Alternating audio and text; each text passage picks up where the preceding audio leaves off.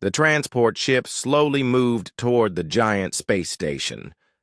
Taemin Kim pressed his face against the window and stared at the amazing sight. The Galactic Academy for Interspecies Education was huge. It looked like a metal city floating in space. Lights blinked all over its surface like stars.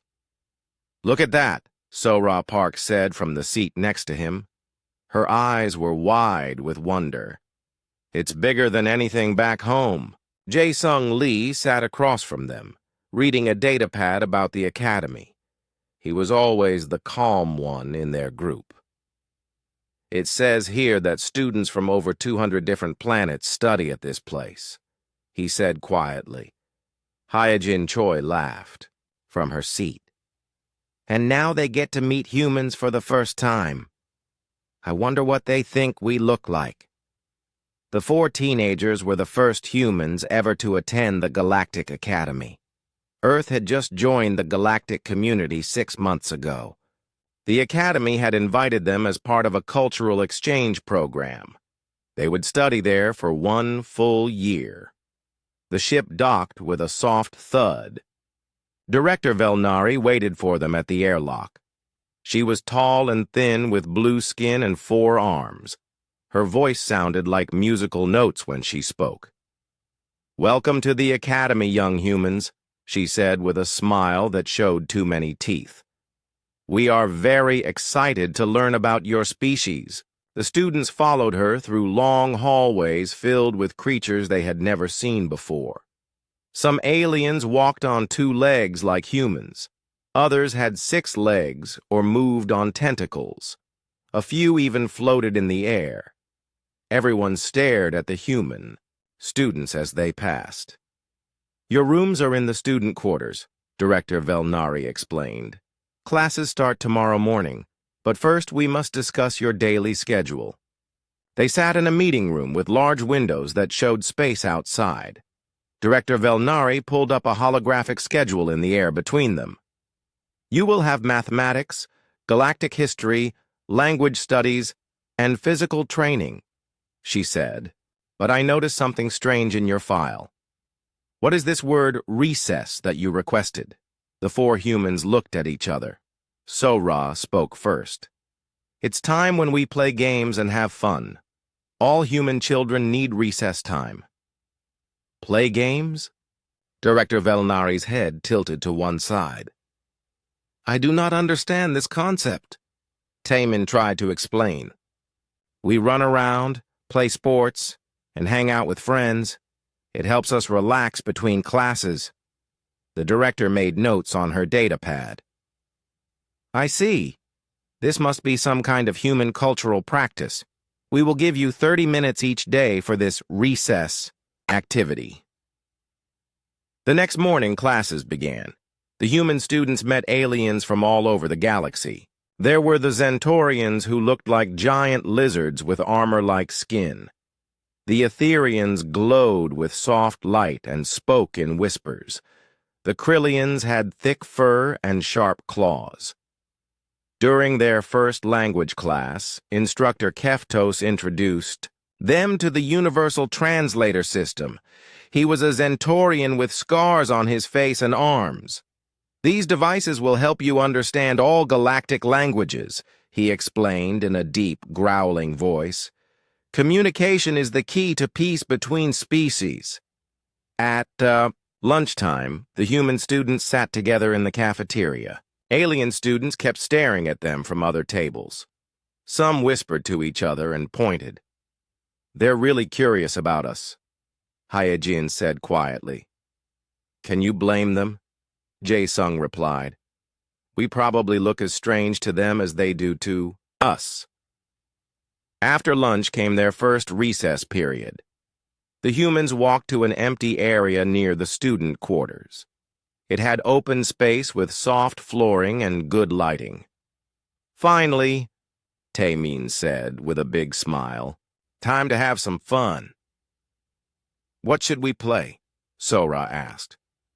"How about tag?" Hyejin suggested. They began playing tag, running around and laughing. Taemin was it first. He chased the others around the space, trying to touch them. When he tagged Sora, she became it and started chasing the rest. Unknown to them, a crowd of alien students had gathered to watch. They stood at the edges of the area, taking notes and whispering to each other. "Look how they move," one Zentarian said to another. "So fast and unpredictable. Notice how they change directions suddenly," an Etherian observed. "It must be some kind of training exercise." The humans played for 20 minutes, then switched to a game of capture the flag. They divided into two teams, Taemin and Hyejin against So-Ra and Jae-Sung. They used their backpacks as flags and placed them at opposite ends of the area. The game became intense quickly. So-Ra created a plan where she would distract the other team while Jae-Sung snuck around to grab their flag. It worked perfectly. Jae-Sung moved quietly along the wall while So-Ra made noise and drew attention. "Got it!" Jae-Sung shouted as he grabbed the backpack and ran back to his side. The watching aliens scribbled more notes. They had never seen anything like this before. The humans seemed to be practicing combat tactics, but they were smiling and laughing the whole time. Fascinating, Professor Thysak said to himself. He was a reptilian creature who studied different cultures. They trained for battle, but they seemed to enjoy it. When recess ended, the humans walked back to their next class. They felt happy and relaxed, ready to learn more. "That was great," Taemin said. "I feel so much better now." "We should play dodgeball tomorrow," So-Ra suggested. Behind them, the alien students continued to watch and discuss what they had seen. None of them had ever witnessed anything like human recess before.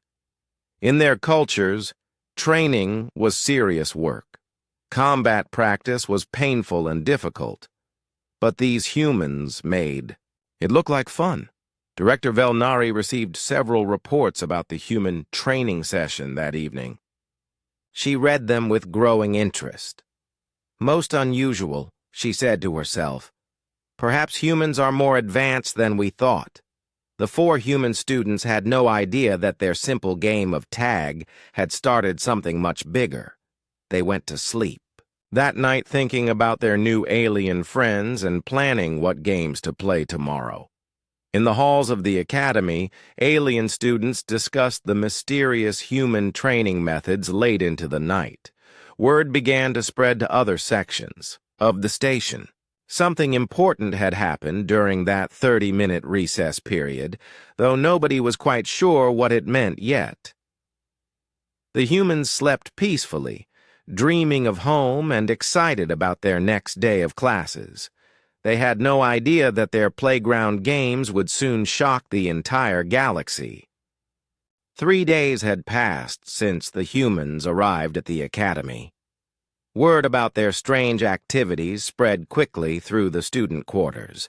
Every alien species had heard about the mysterious recess conditioning that the humans practiced.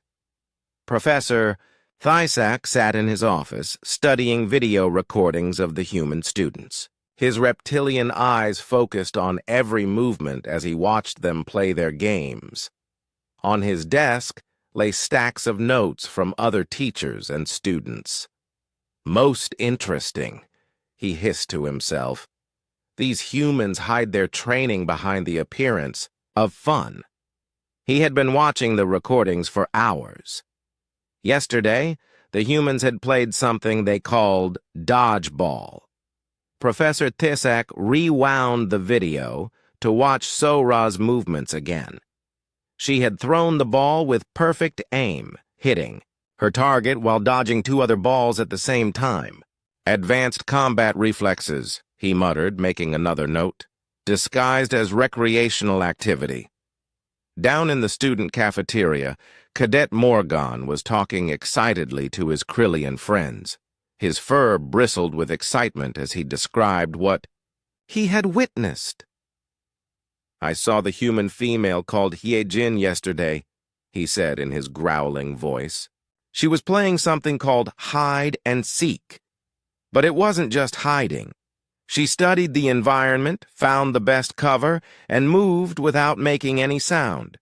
It was perfect stealth training. His friends leaned in closer. The Krillians were a warrior species, and they respected military skill above all else. "What about the males?" asked another cadet. "Even more impressive," Morgan replied. The one called Tae-min organized the others into teams. He gave orders like a seasoned commander, and Jae-sung showed incredible patience and timing. They practice warfare, but they laugh while doing it. Across the cafeteria, Dr. Yelzia listened to the conversation with growing worry. She was an Etherian, and her people valued peace above all things.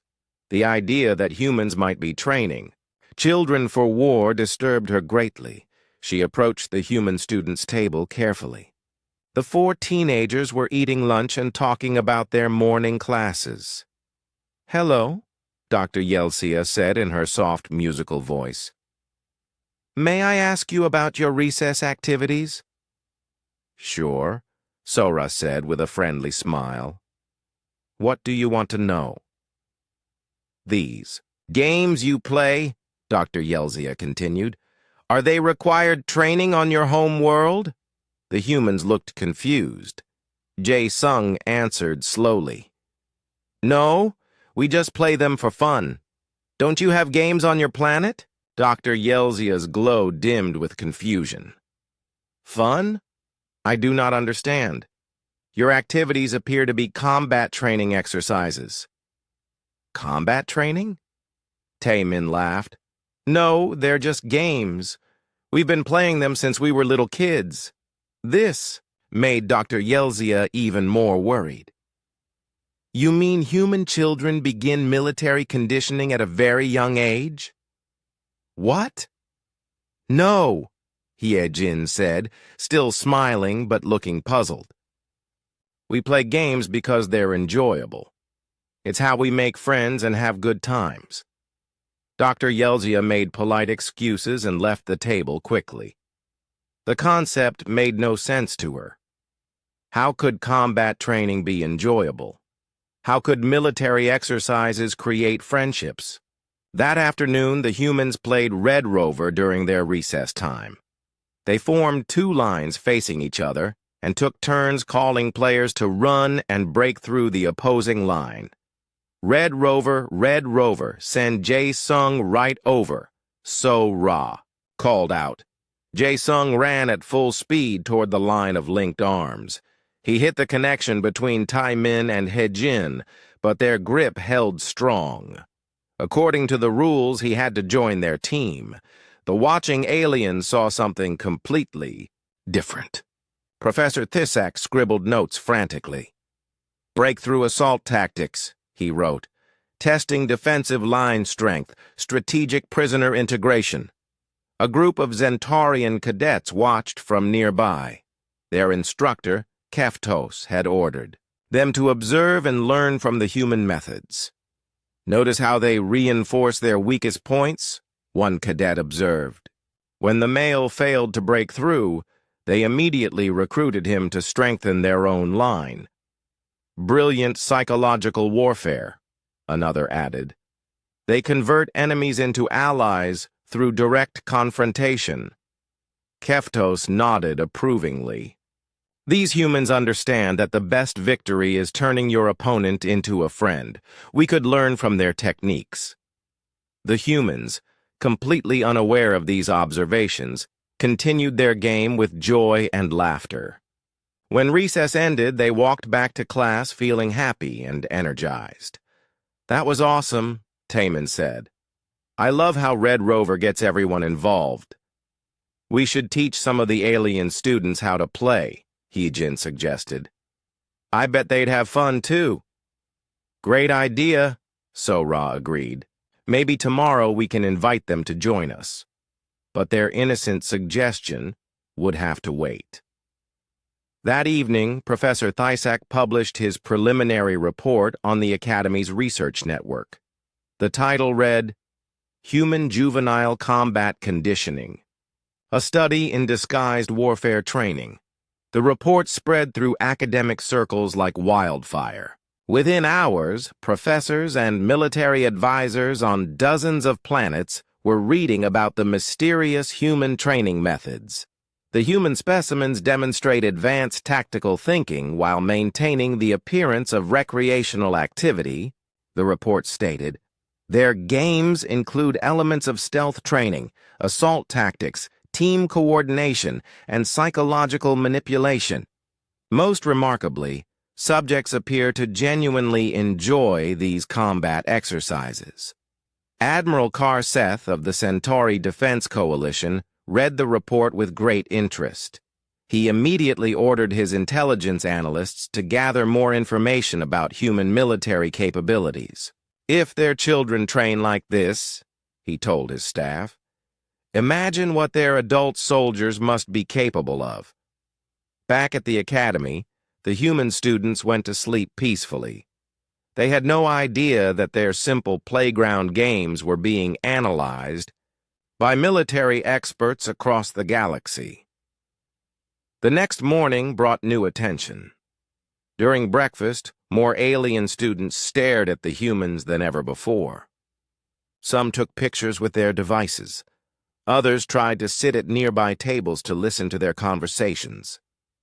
Is it just me, or is everyone acting weird today? Jae Sung asked quietly. I noticed it too, Hye Jin replied. They keep whispering about us. Director Velnari approached their table with several other faculty members. May we speak with you about your recess activities? She asked politely. Of course, Taemin said, though he looked confused. We have received many reports about your training methods, Director Velnari continued. Our students and faculty are very interested in learning more about human combat conditioning. Combat conditioning? Sora repeated. We're just playing games. The faculty members exchanged glances. Dr. Yelzia stepped forward. Perhaps we could observe your activities more closely today. We want to understand your techniques better. The humans agreed, still puzzled by all the attention. They had no idea that their innocent playground games had created the biggest academic sensation in the galaxy's recent history. As they walked to their morning classes, alien students followed at a distance. Everyone wanted to see what the mysterious humans would do next during their training session.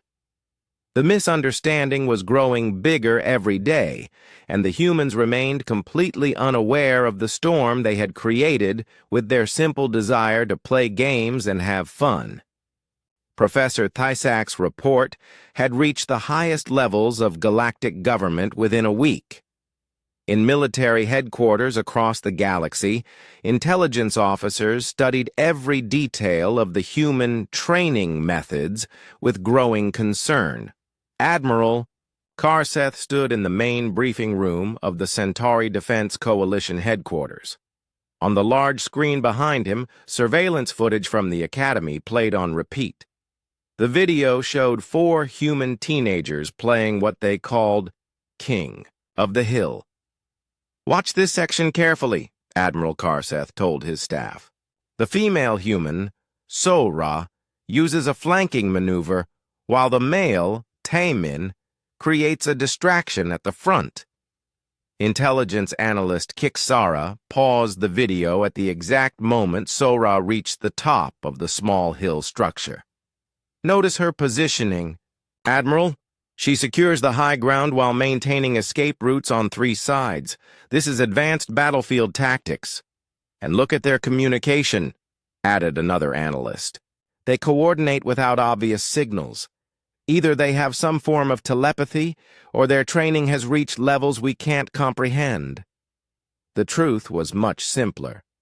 Taemin had simply shouted, So, Ra, go around the back while I keep them busy. But the universal translators used by Galactic intelligence had malfunctioned during the recording, making the humans' words sound like complex tactical code. On the other side of the galaxy, Krillian military commanders were having similar discussions. General Thokmar paced in front of his war council, his thick fur bristling with excitement. "These humans have solved the greatest challenge in military training," he growled. "How do you prepare warriors for battle without crushing their spirits? They have found a way to make combat conditioning enjoyable." "But how is this possible?" asked one of his advisors. "Our young warriors train with pain and discipline. It takes years to build proper fighting instincts." "That's exactly the point," General Thokmar replied. "Human cubs begin this training as soon as they can walk. By the time they reach adulthood, warfare is as natural to them as breathing." Meanwhile, at the Galactic Academy, the human students continued their daily routine, completely unaware of the military panic they had caused. During their morning break, they played a game called Capture the Flag in the observation area. A crowd of alien students and faculty members watched from behind protective barriers. Security guards stood nearby, ready to intervene if the training exercise became too dangerous. "Remember," Hyejin called to her team, "protect our flag while trying to get theirs." "Got it," Jae-sung replied. "I'll go left while you distract them from the right." The watching aliens gasped. Dr. Yelsia frantically scribbled notes, while Professor Tisek recorded everything with multiple cameras. "Multi-directional assault pattern," Professor Tisek muttered. "Classic pincer movement. And notice how they adapt their strategy in real time." What actually happened was much simpler. Jae-sung tried to sneak around the left side, but Tae-min spotted him and blocked his path. So Jae-sung changed direction and went right instead. The aliens interpreted this as advanced tactical flexibility. The game became more intense when Sora successfully grabbed the opposing team's flag. She had to run back to her own territory without being tagged by the defenders. "She's using the playground equipment as cover," observed Cadet Morgan. "Each piece provides tactical advantage. The monkey bars offer high ground observation. The slides create quick escape routes." Sora was simply running around the playground equipment because it was fun and provided obstacles that made the game more exciting. But to the watching aliens, every movement looked like military genius. Ambassador Jin Woo-yoon arrived at the academy that afternoon for a routine diplomatic visit. He was a middle-aged human who worked in the Earth Embassy on Centauri Prime. Director Velnari met him at the docking bay with obvious excitement. "Ambassador Yoon, your timing is perfect," she said with her musical voice. "We have learned so much about human culture from your young students." "I'm glad to hear they're doing well," Ambassador Yoon replied politely.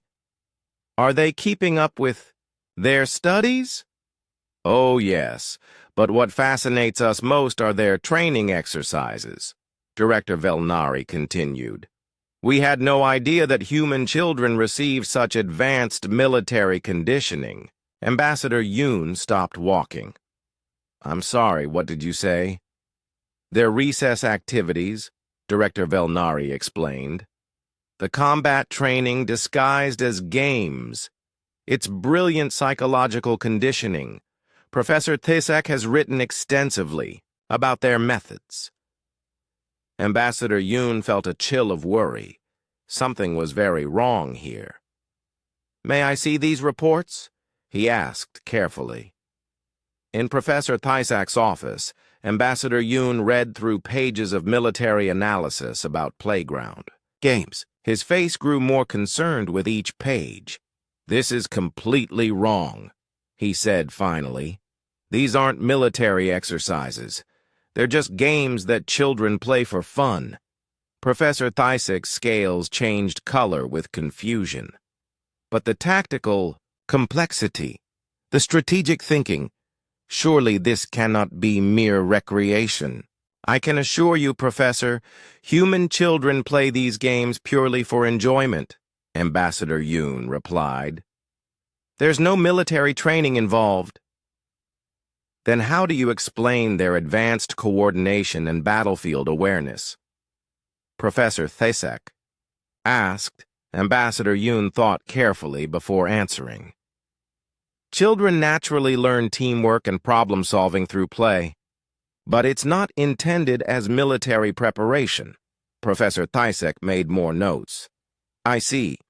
So the military conditioning is so deeply integrated into your culture that even the children don't realize they're being trained. Fascinating. Ambassador Yoon realized that any explanation he gave would only make the misunderstanding worse. The aliens had convinced themselves that humans were military geniuses, and nothing he said would change their minds. That evening, the human students noticed that their alien classmates were acting even stranger than before. During dinner, a group of Zentorian cadets approached their table. Would you teach us your training methods? One of them asked formally. Training methods? Taemin repeated, confused. Your combat games, the cadet clarified. We wish to learn from human military wisdom. The four teenagers looked at each other with puzzlement. We're not military, Sora said. We're just regular students. Of course, the Zentorian cadet nodded knowingly. Your cover story is excellent. We understand the need for secrecy, Hee-jin tried to explain. No, really. We're normal kids from Earth. We play games because they're fun, not because we're soldiers. The aliens exchanged meaningful glances. The humans' dedication to their cover story only proved how well-trained they were. Later that night, Ambassador Yoon met privately with Director Velnari and the Academy's senior staff. He tried once more to explain that the human students were ordinary children, not military operatives. But Ambassador, Director Velnari said, we have documented evidence of their tactical abilities. Our military advisors confirm that these are advanced warfare techniques. They're playing children's games, Ambassador Yoon insisted. Every human child learns these activities. They have nothing to do with warfare. You mean all human children receive this level of training? Admiral Karseth's voice came through the communication system. He had joined the meeting remotely from Centauri headquarters. Ambassador Yoon realized his mistake too late. No, that's not what I meant. Remarkable, Admiral Karseth continued. An entire species trained for warfare from birth. No wonder Earth was able to achieve space travel so quickly. The meeting ended with the aliens more convinced than ever that humans were a race of natural warriors. Ambassador Yoon left feeling frustrated and worried about how this misunderstanding might affect diplomatic relations. Back in their dormitory, the four human students prepared for bed, still puzzled by their classmates' strange behavior. I don't understand why everyone thinks we're soldiers, Jae-sung said. Maybe they don't have games on their planets, Hee-jin suggested. That would be sad, So-ra replied. Games are the best part of being a kid. They had no idea that their innocent playground activities had convinced the galaxy's major powers that Earth was populated by warrior children trained from birth for interstellar combat. 2 weeks had passed since Ambassador Yoon's visit, and the situation had grown far beyond anyone's control. Military officials from 12 different star systems had requested permission to observe the human students. The Academy's small observation deck could no longer hold all the interested parties. Director Velnari stood in her office, looking at a list of requests on her holographic display. Admirals, generals, tactical specialists, and government officials all wanted to witness the legendary human training methods firsthand. "This is unprecedented," she told her assistant. "Never before has the Academy received so much high-level attention." Captain Wu Jin Han stepped off the transport ship that morning, wearing his crisp Earth Defense Force uniform. He had been sent by Earth's government to investigate reports of military incidents involving human students at the Academy. The reports he had read during his journey made no sense at all. Captain Han, Director Velnari greeted him at the docking bay. "We are honored to have such a distinguished military officer visit our academy." "Thank you, Director," Captain Han replied politely. "I understand there have been some misunderstandings about our students." "Oh no, Captain. Quite the opposite," Director Velnari said with excitement. "We have learned so much from their advanced training techniques. Today, we have arranged a special demonstration for our visiting dignitaries." Captain Han felt a growing sense of dread. "What kind of demonstration?" "Your students will show us their combat conditioning methods," Director Velnari explained, as they walked through the halls. "Professor Thisak has identified over 30 different tactical exercises disguised as recreational activities." They entered a large amphitheater that had been specially prepared for the event. Hundreds of alien officials sat in comfortable seats, all facing a central area where the demonstration would take place. Captain Han recognized several high-ranking military officers from various galactic powers. "Impressive turnout," he said weakly. "Indeed," Director Velnari replied. "Elder Counselor Zethrim himself has come to observe. He rarely leaves his home planet."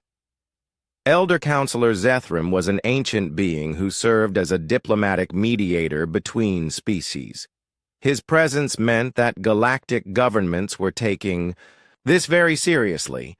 The 4 human students entered the demonstration area, looking confused but willing to help.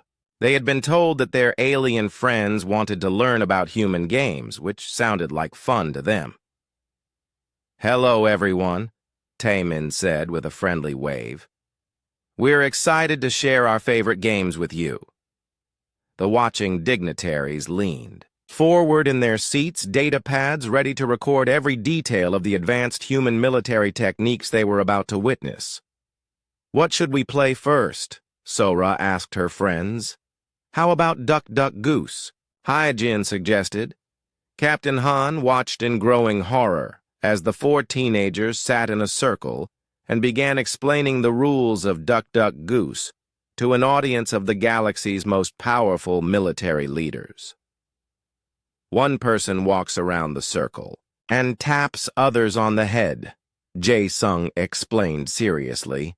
"When you say goose, that person has to chase you around the circle." Professor Thisak frantically scribbled notes. "Pattern recognition training," he whispered to the admiral next to him. "The subjects must identify the exact moment to react, developing lightning-fast reflexes." Sora walked around the circle, tapping each alien observer on the head. "Duck, duck, duck, goose!" She tapped a surprised Zentorian cadet and ran around the circle, laughing as he chased her. "Notice the misdirection," Admiral Karseth observed. "She creates false patterns before striking. Classic psychological warfare." Captain Han rubbed his forehead, feeling a headache coming on. This was going to be a very long day. "Now let's play. Musical chairs," Taemin announced cheerfully. The students arranged chairs in a circle, one fewer than the number of participants. They invited several alien observers to join them. "When the music stops, everyone sits down," Hyejin explained. "The person without a chair is out." The music began, and aliens and humans walked around the chairs together. When it stopped, there was a mad scramble for seats. A dignified Etherian diplomat found himself sitting on the floor, looking confused but oddly pleased. Rapid resource. Assessment, intelligence analyst Kiksara noted. Combined with instant tactical positioning, they're training decision-making under pressure. And notice how they eliminated the weakest competitor first, added another observer. Ruthless efficiency. The eliminated Etherian diplomat was actually Dr. Yelzia, who had volunteered to better understand human psychology. She was not weak or inefficient. She had simply been standing farthest from an empty chair when the music stopped. Captain Han watched in fascination as the galaxy's greatest military minds analyzed playground games with complete seriousness. Part of him wanted to laugh, but he knew the diplomatic consequences could be serious. For our next demonstration, Sora announced, we'll play Foursquare. They marked out a large square divided into 4 smaller squares on the floor. Each player stood in one square and bounced a ball between them, following specific rules about where they could hit it. Territorial control exercise, Professor Thysak explained to his colleagues. Notice how advancement requires displacing opponents from superior positions. Elder Counselor Zethrim, who had been silent throughout the demonstration, finally spoke. His voice was ancient and wise. Young humans, he said slowly. These activities you call games, do all children on your world practice them? Oh, yes, Taemin replied happily. Every kid plays games like these. Don't children on your planets play? We do not have games, Elder Counselor Zethrim admitted. Young beings in our cultures focus only on serious learning and preparation for adult responsibilities. Hyojin looked shocked. That sounds terrible. Playing games is one of the best parts of being young. It's how we make friends and have fun together. Fun, Elder Counselor Zethrim repeated the word carefully. You perform these complex tactical exercises for enjoyment? They're not tactical exercises, Jae-sung said with confusion. They're just games. We play them because they make us happy and help us spend time with friends. Captain Han realized this was his moment to intervene. He stepped forward into the demonstration area. If I may explain, he said to the assembled dignitaries. These activities are indeed common among all human children, but they are recreational, not military training. Recreational? Admiral Karseth asked. But the tactical complexity is accidental, Captain Han continued. Children naturally develop teamwork and problem-solving skills through play. But the purpose is entertainment and social bonding, not combat preparation. Professor Thysak raised one of his clawed hands. Captain, surely you cannot expect us to believe that such sophisticated training methods developed by accident. They're not training methods at all, Captain Han said patiently. Watch this. He turned to the students. Can you show them how you play red light, green light? Sure, Sora said enthusiastically. The students lined up at one end of the area while Taemin stood at the other end with his back turned. Green light, he called, and his friends started walking toward him. Red light, he shouted, spinning around. Everyone froze instantly. Movement, discipline, and stealth training, Admiral Karseth observed. No, Captain Han said firmly. It's a simple game about following instructions and having quick reflexes. There's no military purpose. He could see the doubt in their eyes.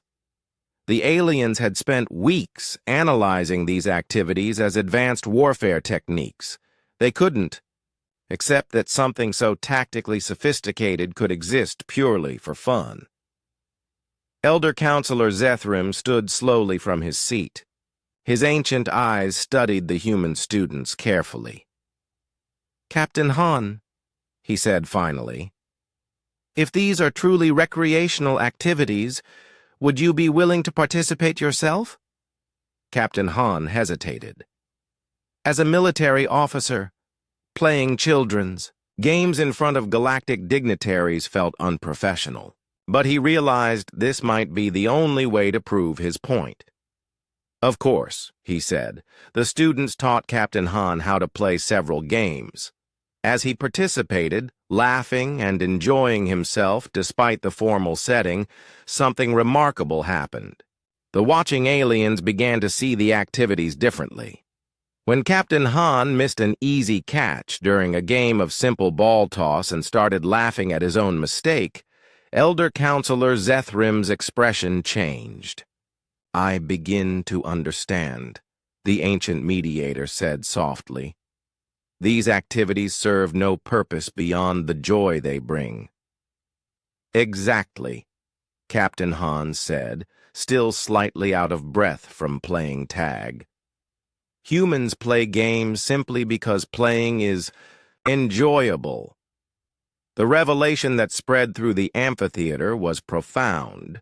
For the first time, representatives from dozens of species were seeing activities performed purely for pleasure, with no goal beyond happiness and friendship.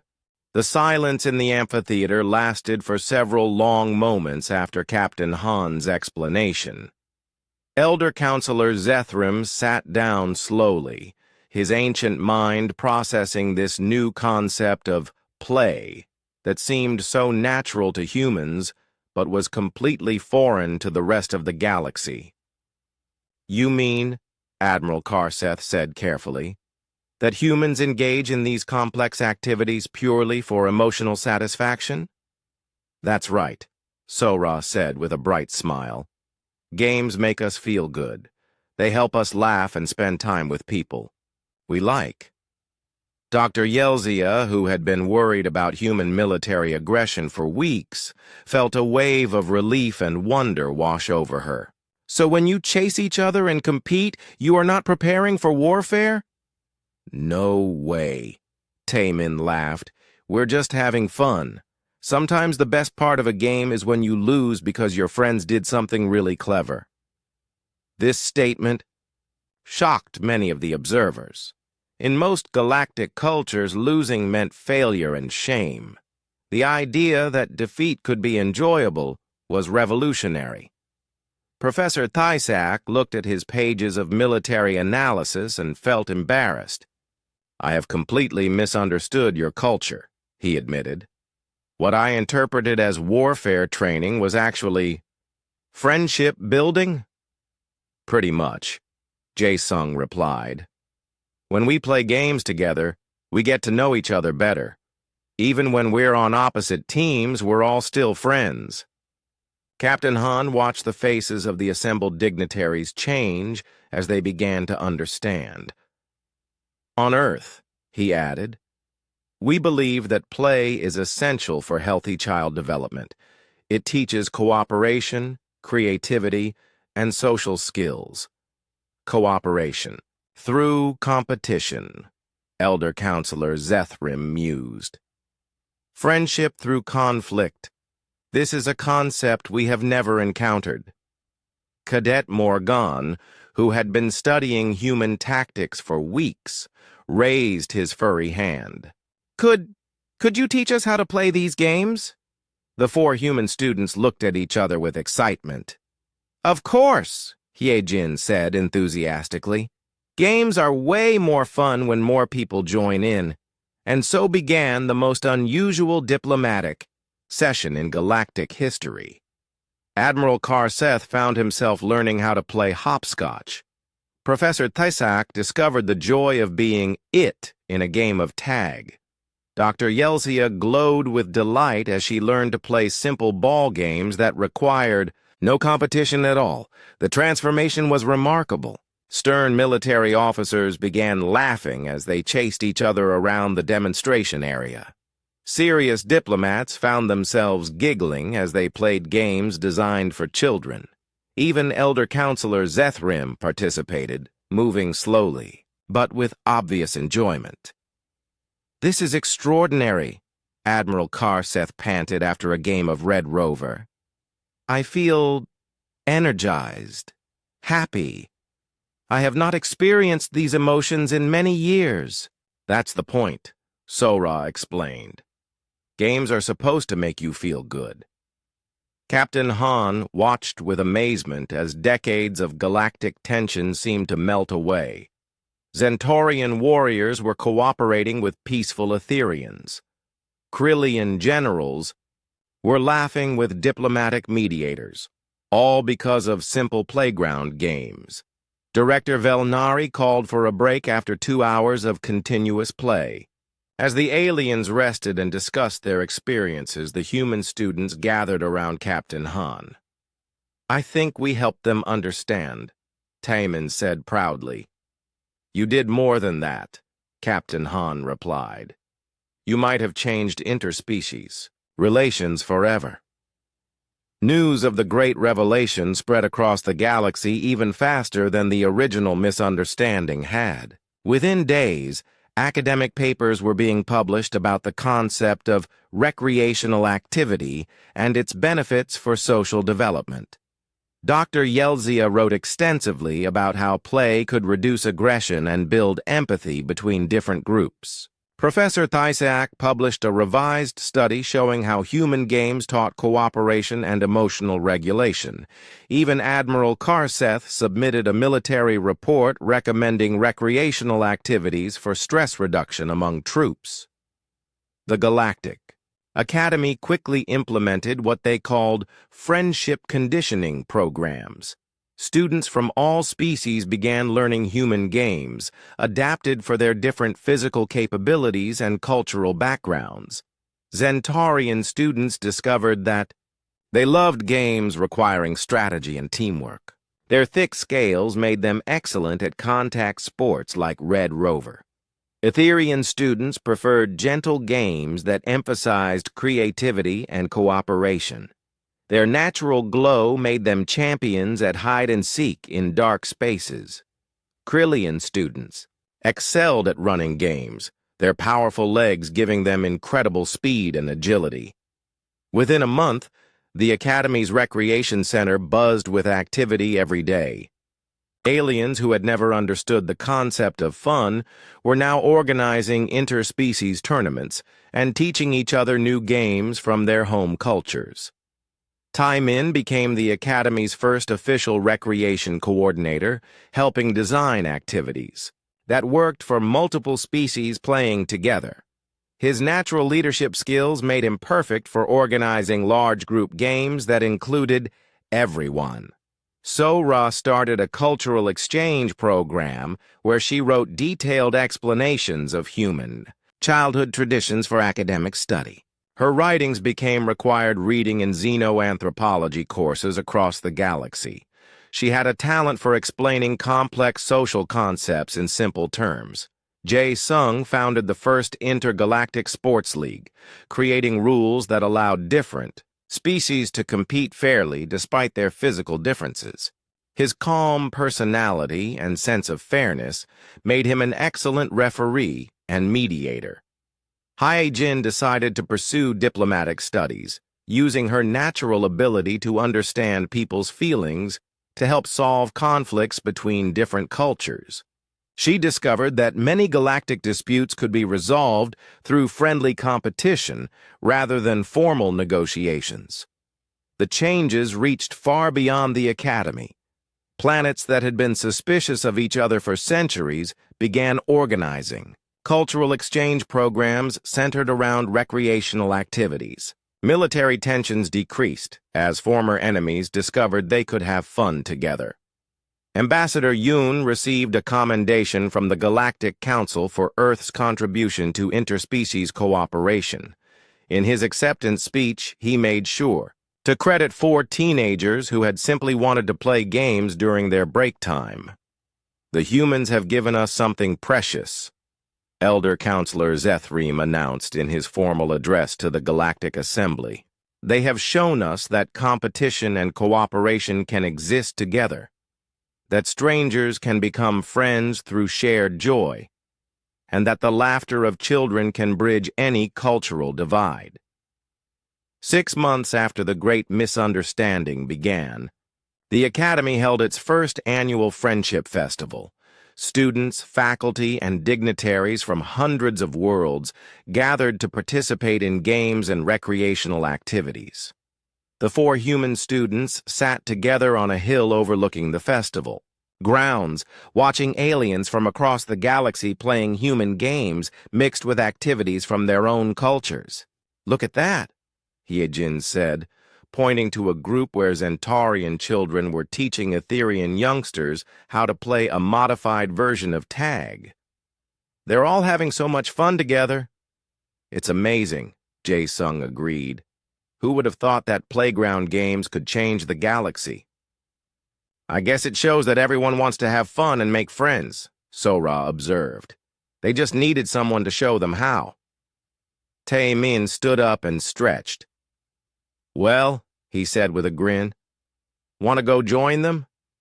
I heard the Krillians invented a new version of Capture the Flag that uses 3 teams instead of 2. "Definitely," his friends replied together. As they ran down the hill to join the games, Captain Han watched from the Academy's observation deck. He was writing his final report to Earth Command about the diplomatic mission. "The situation has been resolved successfully," he typed. "Human recreational culture has been integrated into galactic society with overwhelmingly positive results.